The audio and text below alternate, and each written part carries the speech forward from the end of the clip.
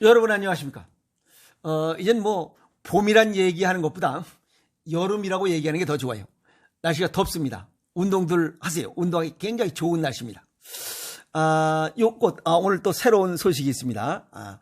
요 경기도 어디 사시는 분이 제가 맨날 이 난초 이거만 갖다 놓고 뭐 이렇게 유튜브 올리니까 너무 그냥 뭐 무식무식한 것 같아요. 그래서 이 꽃을 보내오셨습니다. 꽃을 보내주신 분 대단히 고맙고 감사하고 잘 활용하겠습니다. 아주 흔해 보이지 않습니까? 사무실이 아주 고맙고 다시 한번 감사 말씀을 드립니다.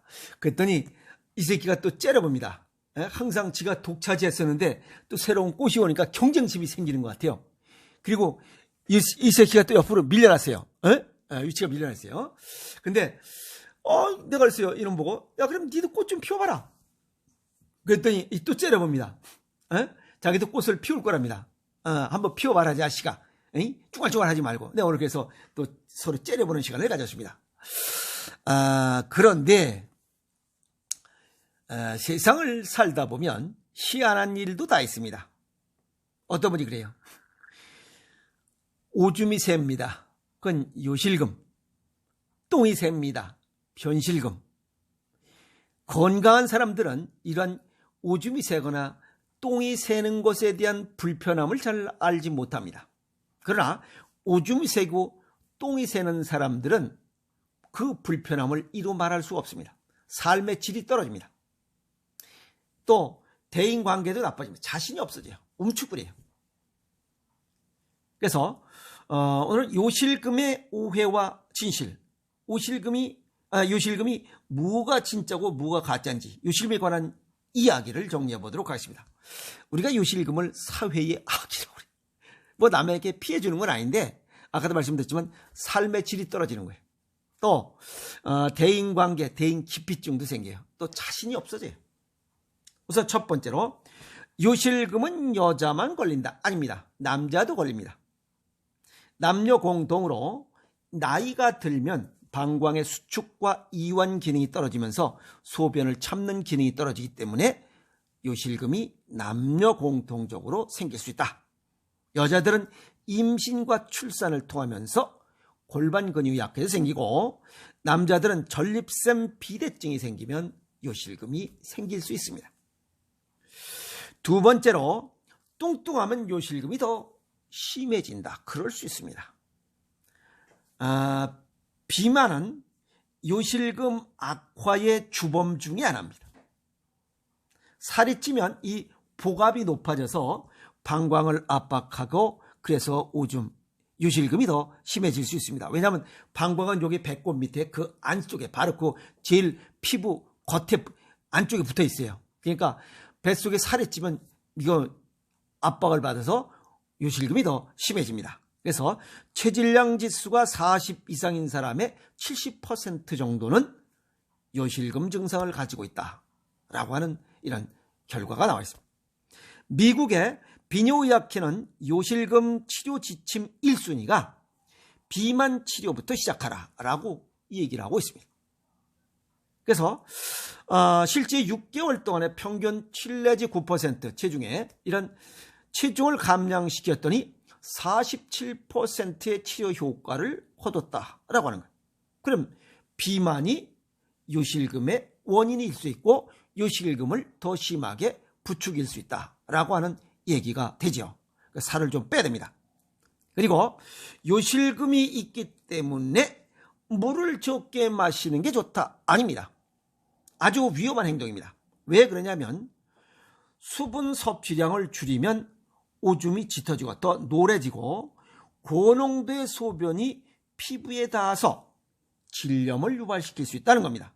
그리고 고농도의 소변, 이 체내에 수분이 부족하면 요실금이 더 심해질 수 있다는 이런 내용입니다. 그리고 물을 적게 먹어버리면 오줌 얘긴 둘째치고 변비가 생겨요. 대장에 변이 가득 차면 직장을 압박하면서 소변이 차 있는 느낌이 들어서 소변 참기가 더 어려워집니다. 그래서 하루에 1.5리터 정도의 수분을 섭취하는 것이 좋다. 왜? 요실금 증상이 있다 할지라도 물을 섭취해서 혈액순환을 원활하게 하고 이런 근육의 이런 활성도를 높여야 개선시킬 수 있다는 겁니다.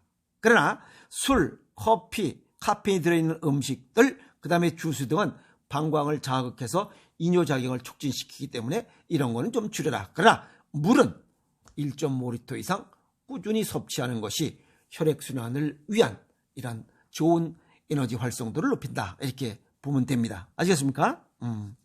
네 번째, 화장실이 급해도 가능한 참는다. 서양의학적으로는 그렇게 하세요라고 합니다. 일주일에 약 15분 정도 좀 참는 이런 습관을 갖는 게 좋다. 훈련시키는 거죠. 그러나 동양의학적으로 볼 때 저는 의견을 달리합니다.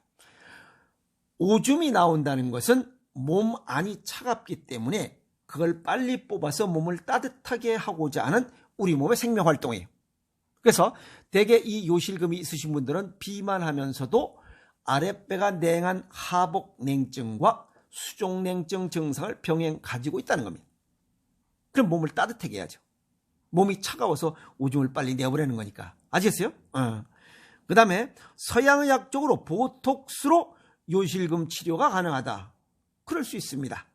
근육 이완 효과가 있는 보톡스를 방광 근육, 이건 배뇨근이라고 그러죠. 방광 근육에 주사해서 불필요하게 수축하지 못하도록 이렇게 차단하면 방광이 조금 이렇게 좀 늘어날 수 있다. 그래서 오줌을 좀 가둘 수 있다. 그래서 요실금 증상을 좀 줄일 수 있다. 이렇게 설명드릴 수 있죠. 그리고 약물 치료에 효과가 없는 환자도 보톡스로 치료하니까 75에서 80%는 요실금 개선 효과가 있었다라고 하고 있습니다. 그러나 이러한 보톡스 치료 효과는 한 번 치료한 뒤 약 8 내지 10개월 정도 한시적인 효과를 가져요.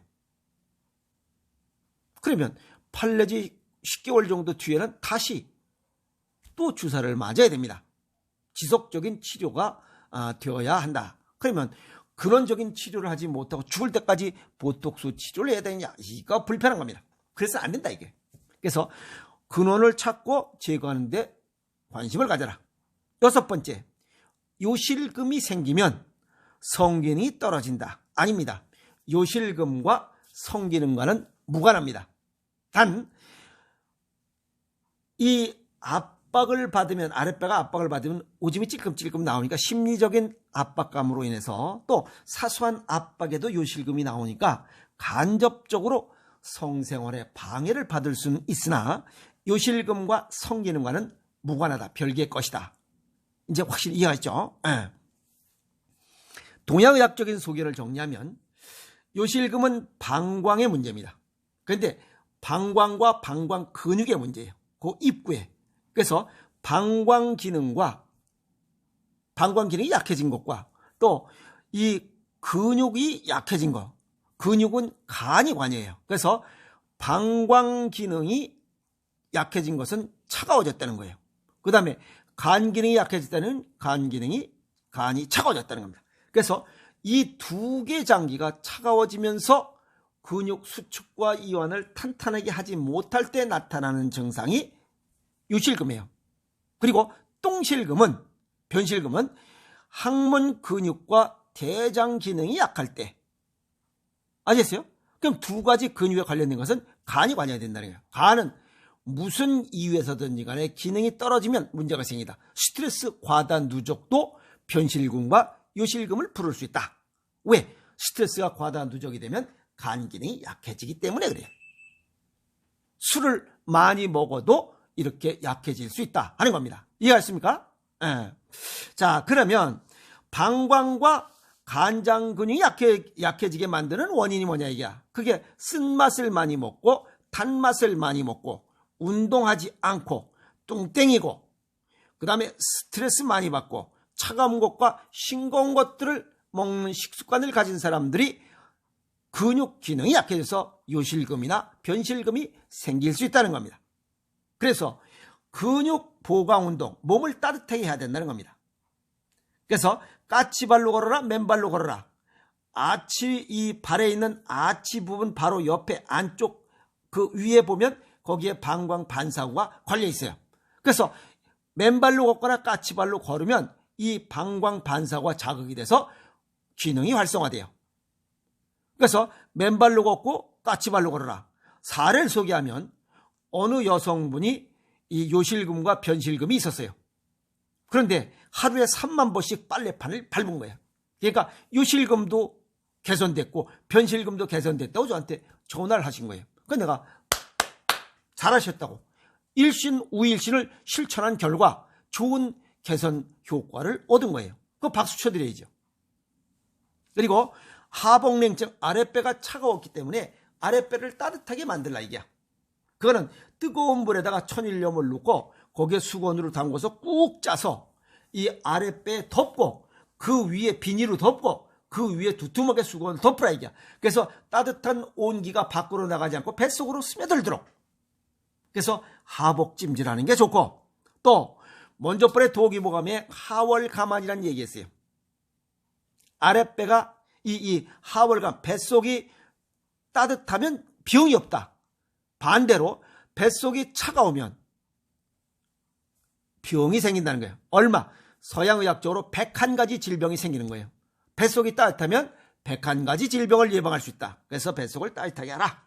그래서 소금물 찜질하는 것도 좋다. 그 다음에 시계 방향으로 배를 돌려 이렇게. 잠자기 전에 돌리고 일어나기 전에 돌리고 오줌 누고 이 똥 넣을 때 돌리고 변기 앉았을 때 돌리고 수시 돌리라 이게. 그래서 배 아랫배에 따뜻한 기운이 이렇게 돌도록 하라 하는 겁니다. 그리고 이런 변실금이나 뭐 이 요실금 감춘다고 고쳐지는 병이 아니에요. 증상이 아니에요. 아시겠어요? 그러니까 고치려고 노력하면 또 쉽게 고쳐지는 증상이에요. 여기 지금 아까 이 사례 말씀드렸던 그분처럼 한번 해보라 이게. 빨래판 하루에 3만 번씩 밟았대요. 걔가 3, 4개월 만에 개선됐다 이 말. 지금 활력 있게 자신 있게 달려. 간장과 이런 방광, 간장 담낭, 신장 방광, 발가락이 있어요. 간장은 엄지발가락이 이 경락이 진행되고 지나가고, 또 이 네 번째 발가락은 담낭, 그 다음에 새끼발가락은 방광 경락이 시작돼요. 그럼 결국 맨발로 걸으면 다 간장과 방광 근육이 반사가 자극되잖아요. 또 맨발로 걸어도 그렇고 까치발로 걸으면 더 자극이 심해지잖아. 그래서 요실금이 고쳐지고 변실금이 고쳐지는 이유가 그겁니다. 그래서 맨발로 걸어라, 까치발로 걸어라. 이해가 있죠? 그래서 기능을 활성화시켜야 된다. 그리고 이 식습관을 짜게 먹지 않고는 고쳐지지 않습니다. 이런 요실금과 변실금은. 왜? 신장방광은 짜게 먹어야 고쳐지고, 신장방광이 좋아져야, 신장이 좋아져야 간 기능도 좋아지기 때문에 짜게 먹는 것을 기초로 하지 않고는, 소금에 절이지 않고는 요실금과 변실금 고쳐지지 않습니다. 변실금은 매콤하고 요실금은 짭짤하고, 그래서 매콤하고 짭짤한 식습관을 갖지 않고는 이거는 못 고칩니다. 특히 줄여야 할 거, 씁고 달고 차갑고 싱겁게 먹는 것은 요실금과 변실금의 독 중의 독으로 작용되기 때문에 그렇습니다. 이해하십니까? 요 여성분처럼 실천하면 좋아집니다. 요실금 쉽게 고칠 수 있는 증상이니만큼 너무 겁먹지 말고 또 숨길 필요도 없어요. 누구나 다 생길 수 있는 증상들이에요. 그래서 열심히 노력하면 자신 있게 살아가는 이런 시간을 가질 수 있을 거예요. 아시겠어요? 그냥 뭐 웃어도 찔끔, 계단 내려도 찔끔, 건너뛰어도 찔끔, 밖에 나가지 못하고 겁내서 이렇게 대인 기피증이 있는 채로 우울하게 인생을 살아가시지 말라 해서 오늘 요실금의 이 오해와 진실에 관한 내용을 정리했습니다. 그러니까 더 좋은 방법은 없어 또 이렇게 하시는 분도 있어요. 그런 질문이 있게요. 그러면 방광과 간 기능을 튼튼하게 활성도를 높게 하는 생식, 체질과 건강 정도에 맞게 생식을 먹으면서 까치발로 걷고 맨발로 걸으면 더 빠른 시너지 효과 때문에 더 빠른 이런 개선 효과를 얻을 수 있습니다. 라고 자신 있게 정리 말씀을 해드립니다. 아시겠습니까? 이제 이제 여름이 되고 이러다 보니까 옷도 얇게 입고 이러다 보니까 요실금이 있으신 분들과 변실금이 있으신 분들은 더 외출하기가 더 두려워집니다. 두려워하지 마시고 지금부터라도 준비하시면 여름에 자신 있게 멋있는 여름을 보내실 수 있으리라 봅니다. 그래서 오늘 요실금에 관한 이야기 정리했으니 머뭇거리지 마시고 매일매일 일신올지 실천하시면 실천한 만큼 좋은 결과를 반드시 얻을 수 있습니다. 오늘 여기까지 하겠습니다. 변실금, 유실금 고치고 자신 있게 살아갑시다. 화이팅!